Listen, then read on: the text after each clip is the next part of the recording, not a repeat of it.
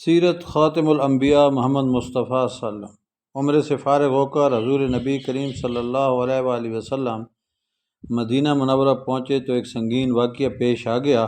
حضرت نے خط روم کے بادشاہ ہرقل کے نام بھیجا تھا۔ یہ خط حضرت حارث بن عمیر ازدی لے کر روانہ ہوئے۔ موتا کے مقام پر پہنچتے تو شرجیل غسانی نے انہیں روک لیا۔ یہ شرجیل قیصر روم کی طرف سے شام کے اس علاقے کا بادشاہ تھا۔ شرجیل نے حضرت حارث بن عمیر سے پوچھا، تم کہاں جا رہے ہو؟ کیا تم محمد صلی اللہ علیہ وسلم کے قاصدوں میں سے ہو؟ جواب میں انہوں نے کہا، ہاں میں محمد صلی اللہ علیہ وآلہ وسلم کا قاصد ہوں۔ یہ سنتے ہی شرجیل نے انہیں رسیوں سے بندھوایا اور پھر انہیں قتل کر دیا۔ حضرت کے قاصدوں میں سے یہ پہلے قاصد ہیں جنہیں شہید کیا گیا۔ اللہ کے رسول صلی اللہ علیہ وسلم کو اس واقعے سے بہت رنج ہوا۔ آپ نے فوراً صحابہ کرام رضی اللہ عنہم کا ایک لشکر تیار کیا۔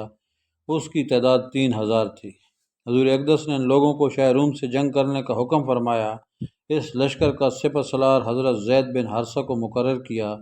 جب یہ لشکر کوچ کرنے کے لیے تیار ہو گیا تو حضور اقدس نے ارشاد فرمایا، اگر زید بن حارثہ شہید ہو جائیں تو ان کی جگہ جعفر بن ابی طالب لشکر کے امیر ہوں گے۔ اگر جعفر بن ابی طالب بھی شہید ہو جائیں تو عبداللہ بن رواحہ ان کی جگہ لیں گے، اور اگر عبداللہ بن رواحہ بھی شہید ہو جائیں تو مسلمان جس پر راضی ہوں اسے اپنا امیر بنا لیں۔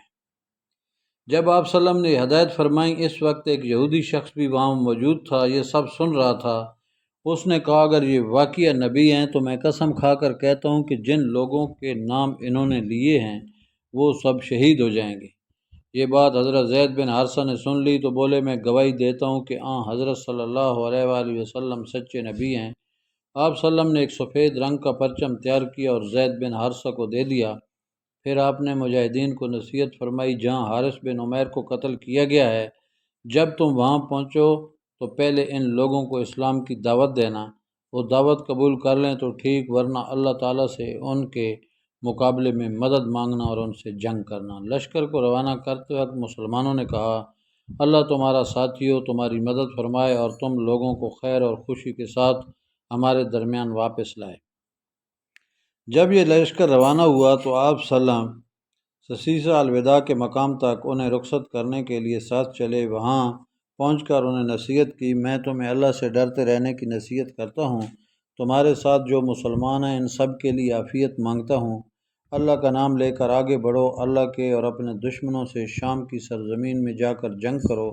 وہاں تمہیں عبادت گاہوں اور خانقاہوں میں رہنے والے ایسے لوگ ملیں گے جو دنیا سے کٹ گئے ہیں، ان سے نہ الجھنا، کسی عورت پر کسی بچے پر تلوار مت اٹھانا، نہ درختوں کو کاٹنا اور نہ عمارتوں کو مسمار کرنا۔ عام مسلمانوں نے بھی انہیں رخصت ہوتی ہوئی کہا، اللہ تمہاری حفاظت فرمائے اور تمہیں مال غنیمت کے ساتھ واپس لائے۔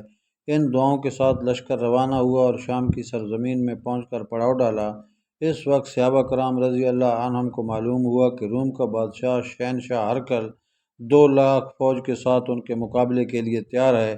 اس کے علاوہ عرب کے نصرانی قبائل بھی چاروں طرف سے آ کر ہرقل کی فوج میں شامل ہو گئے۔ ان کی تعداد بھی 1,00,000 کے قریب ہے۔ اس طرح لشکر کی تعداد 3,00,000 تک جا پہنچی تھی۔ ان کے پاس بے شمار گھوڑے، ہتھیار اور ساز و سامان بھی تھا۔ اس کے مقابلے میں مسلمانوں کی کل تعداد صرف 3,000 تھی اور ان کے پاس ساز و سامان بھی برائے نام تھا۔ یہ تفصیلات معلوم ہونے پر اسلامی لشکر وہیں رک گیا۔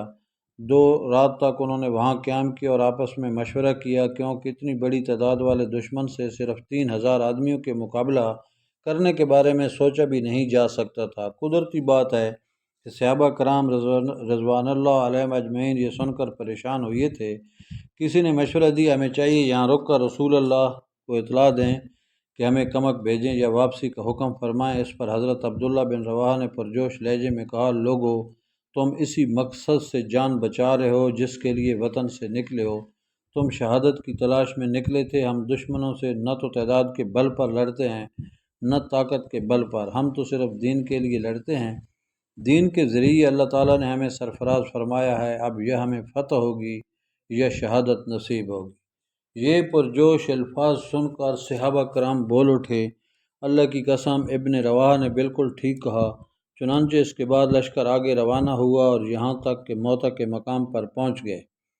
اسی مقام پر رومی لشکر بھی مسلمانوں کے سامنے آ گیا۔ حضرت زید بن حارثہ رضی اللہ عنہ نے رسول اللہ کا پرچم ہاتھ میں لیا اور دشمن کی طرف بڑھے۔ صحابہ کرام رضوان اللہ علیہم اجمعین ان کی قیادت میں رومی لشکر پر حملہ آور ہوئے۔ مسلمانوں نے زبردست حملہ کیا۔ ادھر رومی بھی آخر 3 لاکھ تھے، انہوں نے بھرپور حملہ کیا۔ تلواروں سے تلواریں ٹکرانے لگیں، نیزے اور تیر چلنے لگے، زخمیوں کی آوازیں بلند ہونے لگیں، گھوڑوں کے ہنہنانے اور اونٹ کے بلبلانے کی آوازیں گونجنے لگیں۔ اس حالت میں زید بن حارثہ پرچم اٹھائے جنگ کر رہے تھے اور مسلسل آگے بڑھ رہے تھے۔ ان پر جوش کی ایک ناقابل بیان کیفیت طاری تھی۔ ان کے ہاتھوں کتنی رومی جہنم رسید ہوئی، آخر وہ لڑتے لڑتے شہید ہو گئے۔ اس وقت حضرت جعفر رضی اللہ عنہ نے پرچم لے لیا، وہ اپنے سرخ رنگ کے گھوڑے پر سوار تھے۔ اب مسلمان ان کی قیادت میں جنگ کرنے لگے۔ انہوں نے اس قدر شدید جنگ کی کہ بیان سے باہر ہے۔ لڑتے لڑتے ان کا ایک بازو کٹ گیا، انہوں نے پرچم بائیں ہاتھ میں پکڑ لیا۔ کچھ ہی دیر بعد کسی نے ان کے بائیں بازو پر وار کیا اور وہ بھی کٹ گیا۔ انہوں نے پرچم کو اپنی گود کے سہارے سنبھالے رکھا اور اسی حالت میں شہادت کا جام نوش فرمایا۔ اس وقت حضرت عبداللہ بن رواحہ رضی اللہ عنہ آگے آئے اور پرچم اٹھا لیا۔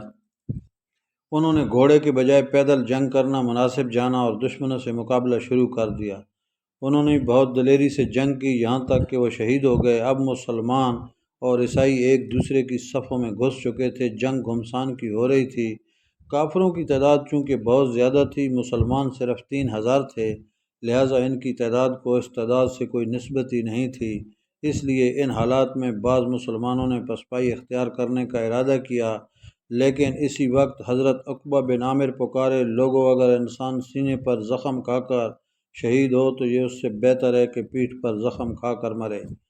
ایسے میں حضرت ثابت بن ارقم نے آگے بڑھ کر گرا ہوا پرچم اٹھا لیا اور بلند آواز میں بولے، مسلمانوں اپنے میں سے کسی کو امیر بنا لو تاکہ پرچم اسے دیا جا سکے۔ بہت سے صحابہ پکار اٹھے، آپ ہی ٹھیک ہیں۔ یہ سن کر وہ بولے، لیکن میں خود کو اس قابل نہیں سمجھتا۔ ان حالات میں سب کی نظریں حضرت خالد بن ولید پر پڑیں، سب نے انہیں امیر بنانے پر اتفاق کر لیا۔ یہ بھی کہا جاتا ہے کہ خود حضرت ثابت بن ارقم نے پرچم ان کے حوالے کیا تھا اور کہا تھا، جنگ کے اصول اور فن آپ مجھ سے زیادہ جانتے ہیں۔ اس پر حضرت خالد بن ولید بولے، نہیں، میرے مقابلے میں آپ اس پرچم کے زیادہ حقدار ہیں، کیونکہ آپ ان لوگوں میں سے ہیں جو غزوہ بدر میں شریک ہو چکے ہیں۔ آخر سب کا اتفاق حضرت خالد بن ولید پر ہو گیا۔ اب حضرت خالد بن ولید کی قیادت میں جنگ شروع ہوئی۔ سلسلہ جاری ہے۔ حمدان ملک۔ دوستو، ویڈیو کو لائک کریں، چینل کو سبسکرائب کریں۔ شکریہ۔